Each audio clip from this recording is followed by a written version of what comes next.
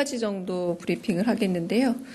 하나는 국무회의 과정에서 의결된 특검법에 관련된 부분, 그리고 두 번째는 대통령령에 관련된 부분, 그리고 마지막 세 번째는 한중 정상통화 내용에 대한 브리핑이 이어지겠습니다. 강유정 대변인입니다. 첫 번째 브리핑입니다. 이재명 대통령은 오늘 오전 10시부터 제25회 국무회의를 주재했습니다. 오늘 회의에서는 3개의 특검법을 포함한 법률 공포안 4건, 대통령령안 3건, 일반 안건 1건을 심의 의결했습니다. 윤석열 전 대통령 등에 의한 내란 외환 행위의 진상 규명을 위한 특별검사 임명 등에 관한 법률 공포안은 특별검사 1명, 특검보 6명을 비롯해 최대 267명, 김건희와 명태균, 건진법사 관련 국정농단 및 불법선거 개입 사건 등 진상규명을 위한 특별검사 임명 등에 관한 법률 공포안은 최대 205명, 그리고 순직해병 수사 방해 및 사건 은폐 등의 진상규명을 위한 특별검사의 임명 등에 관한 법률 공포안은 최대 105명의 수사 인력이 배치될 수 있습니다. 순직해병 특검법은 최장 140일, 나머지 두 특검법은 최장 170일 수사 가능합니다.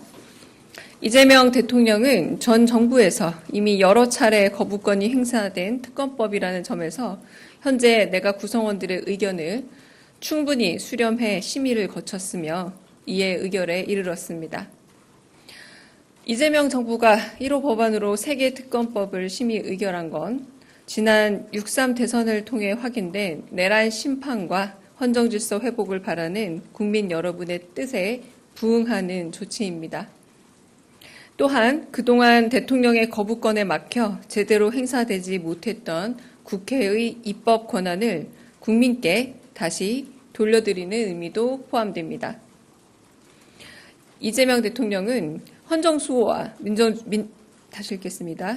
이재명 대통령은 헌정수호와 민주주의 회복에 대한 국민적인 열명이 특검법 의결 및 공포 과정에 담겨 있음을 강조하고 특검을 통해 진상과 진실이 투명하게 규명되기를 희망한다고 밝혔습니다.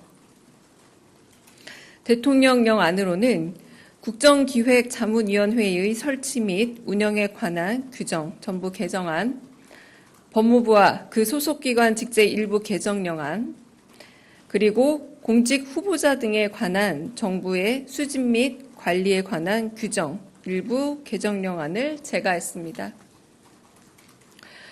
법무부와 그 소속기관 직제 일부 개정령안은 대통령이 임명하거나 위촉하는 직위에 대한 공직 후보자들의 정보를 수집하고 관리하는 권한 위탁 대상에서 법무부 장관을 제외하는 내용입니다.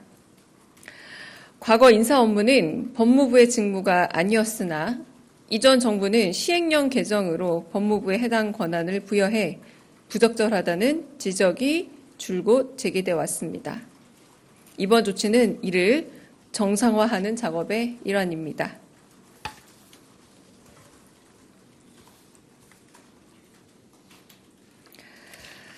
네, 세 번째, 한중 정상통화에 관한 브리핑 하겠습니다.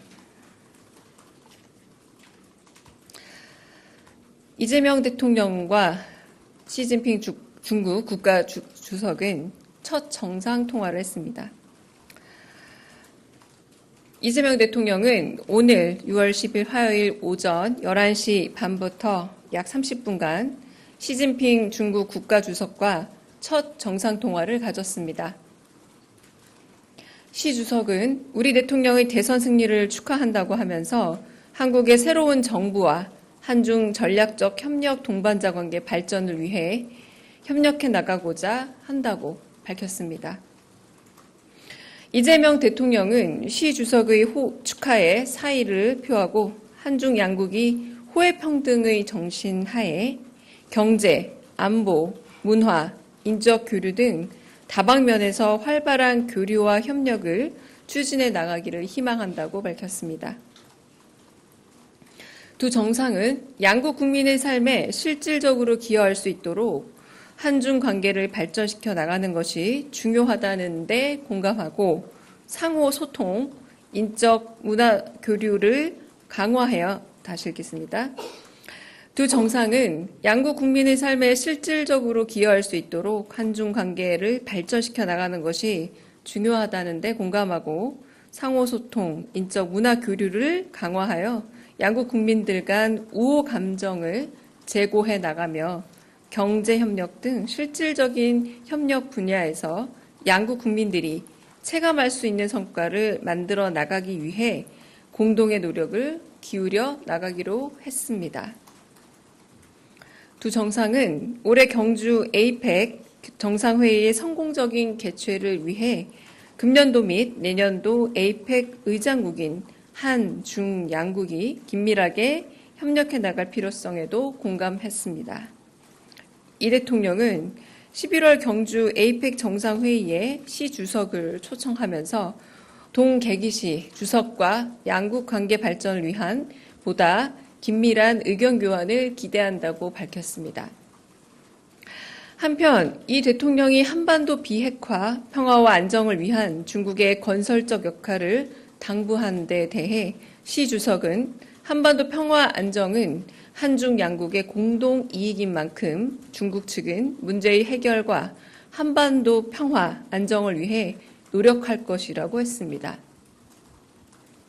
두 정상이 지방에서부터 정치 경력을 쌓아왔던 공통점을 바탕으로 오늘 통화는 친근하고 우호적인 분위기 가운데서 진행됐으며 두 정상은 우리 새 정부의 출범을 계기로 새로운 한중 관계를 만들어 나가기 위해 제반 분야에서 긴밀한 소통을 계속해 나가기로 했습니다. 이상입니다.